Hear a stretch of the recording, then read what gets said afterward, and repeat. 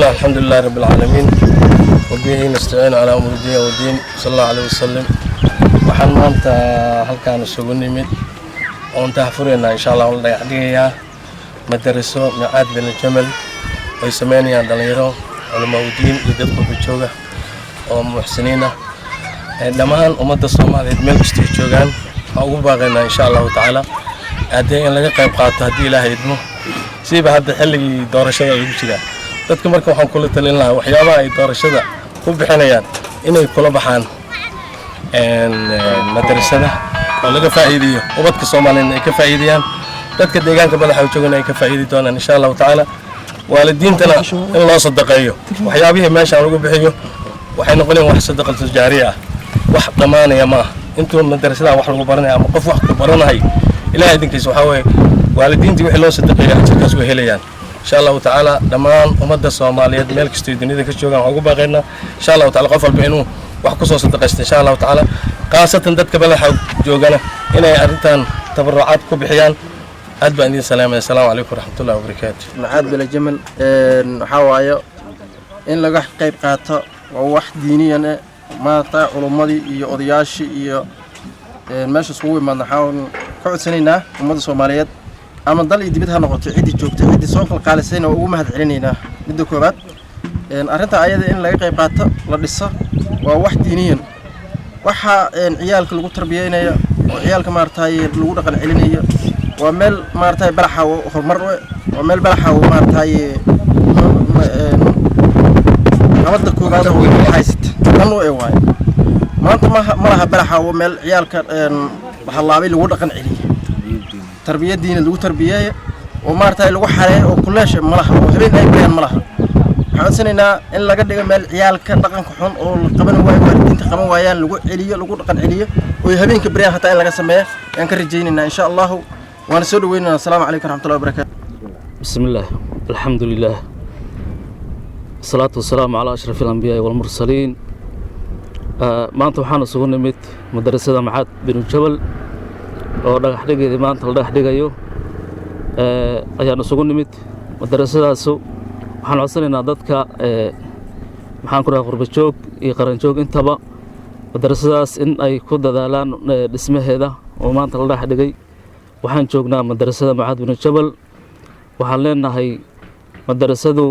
ha ku soo dadaaleen dadka qurba joogta iyo qaran joog intaba Allah subhanahu wa ta'ala wuxuu leeyahay markuu ka hadlayo waxbarashada iyo aqoonta markuu ka hadlayo qul hal yastawi alladhina ya'lamun wal ladina la ya'lamun inma yatadhakkaru ulul albab markuu ka hadlayo Allah subhanahu wa ta'ala qofka wax yaqaan iyo qofkaan wax aqoonin miyay sameeyeen masin ayaa lagu yiri saadarteed waxaan leenahay aqoontu maadaama ay muhiim tahay waxaan rabnaa in laga faa'iideysto dadka muslimiinta dhamaan ay ka faa'iideystaan jaarka la ah ee madrasadaas بعد السلام مناسبة maanta waa munaasabo aad u qaali ah waa madrasa ilmaha loo sameeyo Mucaad bin Jamal waxaan marka dadka muslimiinta oo muxsiniinta ah ka codsanaynaa oo ummadda muslimka oo dunida taafeeda ka joogtaan ka codsanaynaa in laga qayb qaato dhismihiisa madrasadan waa mid ubadka anfacayso ilmaha maadi diin marka laga dhiso bay wax noqonayaan qof aan wax la barin wuxuu yahay male laakiin hadii aasaaska hoose laga soo bilaabo ama maadi ama diin qofka la baro wax tarbo noqonaya mid isaga wax qabsado ummadana wax u tara ayuu noqon doonaa marka dadka qurbaha jira oo u dhashay gobolka ama ummadda Ilaahay oo dhan in la soo caawiyo barnaamijkan maadaama hada juhdi badan lagu soo bixiyo oo wax ay ka dhisayeen hawsha ay socoto waxaan si buuxda u codsanaynaa in arintan maxaan ku raadayay loo caga dhigo oo la sameeyo oo juhdi lagu bixiyo oo la fariisiyo maxaan ku raadayay qolkii ma dhisno deydkii ma dhisno waxba ma dhisno hadda in hawl aad u baahan juhdi badan oo isla qabasho u baahan hadii la isla qabto waa laga mid dhalinayaa innagana waa garab taaganahay hadaan nahay odayaal iyo culimadiin dhamaan wixii tabartaana ama karaankaanaga ayaan ku bixinaa intaas ayaan dhihi lahaa waxaan isugu nimid munaasabadan quruxda badan oo maanta aan isugu nimid culimo diinka odayaalka dhaqanka ururka dhalinyarada dhammaan ka soo qayb galayaasha waxaan ku salaamayaa salaanta islaamka assalaamu calaykum waraxmatullaahi wabarakaatuh salaan kadib madrasadan diiniga waxaa looga magac daray Mucaad bin Jamal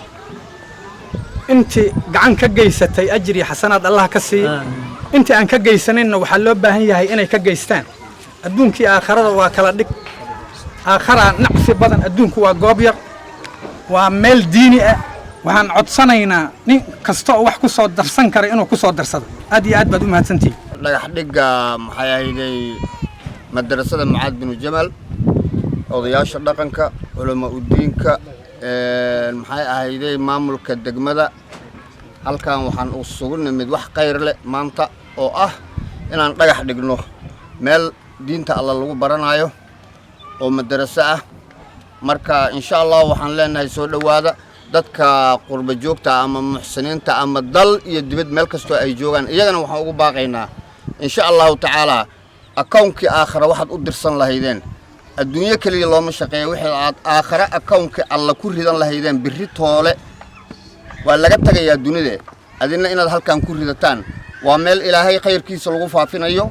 waa meel diinta alla lagu faafinayo ma aha meel wax kale lagu baranayo marka insha Allah ninka akoonka alla wax u dirsanayana waxaan leenahay ama dalka ha jooga ama dibadda ha jooge isagana inuu kharashkiisa halkaas ku baxsado waa akoon cusub oo alla dartiis loo furay salaamu calaykum waraxmatullaahi tacaala wabarakaatu bisha zakaan ku jira ama muharram loo yaqaan bilay fadliga badnaa waxaan joognaa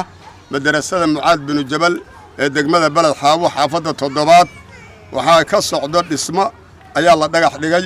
boosna waa loo goday marka waxaan rabnaa insha Allah ta'ala madrasadaas يعني مارتي إن مارتي دتك قضينا ودعينا ونا ما هدنقنا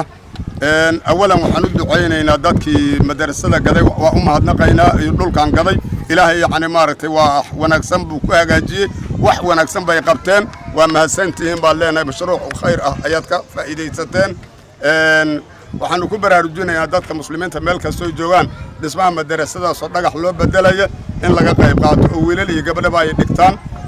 waxaanu u duceynaynaa dadkii madrasada iyo dhulka u gaday ila iyo kuwa wax ku bixiyo hankooda Allah gaarsiiyo maqsadkooda maabalkooda Allah gaarsiiyo muraadkooda Allah u sakhira awlaada Allah u xifdiyo naftooda iyo maalkooda ehelkooda iyo awlaadooda Allah barakeeyo adduunka fi nicma aakhira fil janna Allah siiyo assalaamu alaykum wa rahmatullahi wa barakaatuh bismillah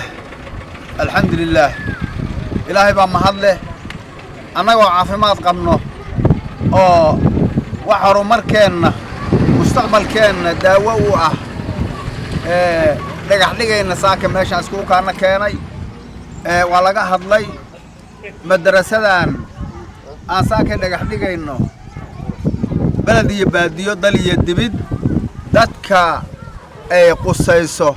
أو دينت إلهي إني فديان كره لقى waxaan ka codsanaynaa inaan waxba laga daba dhiganin waxa la rabaa 4 qolood dhagax ugu yaraan in laga dhiso darbiga dhagax looga dhiso ganjeel weyn oo ilmaha lagu celiyo loo sameeyo baraagihii loo sameeyo biyo gelin loo sameeyo wax badan bay u baahan tahay magaca ay leedahay oo ay u muuqato inay u muuqataan rabnaa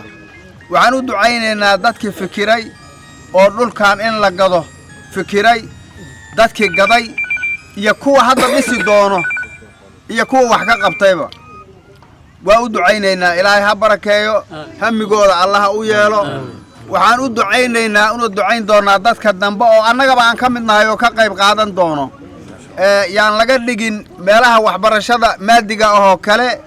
waa meel fiican canuga danyarta anfacayso agoonka anfacayso jaahilka anfacayso midka akhlaaq xumada duurka la galay waalidka inuu ku toosiyo anfacayso annagoo dhan horumar noo ah sidaa darteed marka hore ilaahay waxaan ka codsanaynaa in ilaahay noo hirgeliyo marka labaad dadka gacanta ku hayo in ilaahay u fududeeyo ummadda islaamkeena qalbigooda inuu ilaahay ku beero inay wax ka qabtaan annagana waa garab taagannahay salaamu calaykum waraxmatullaahi wabarakaatu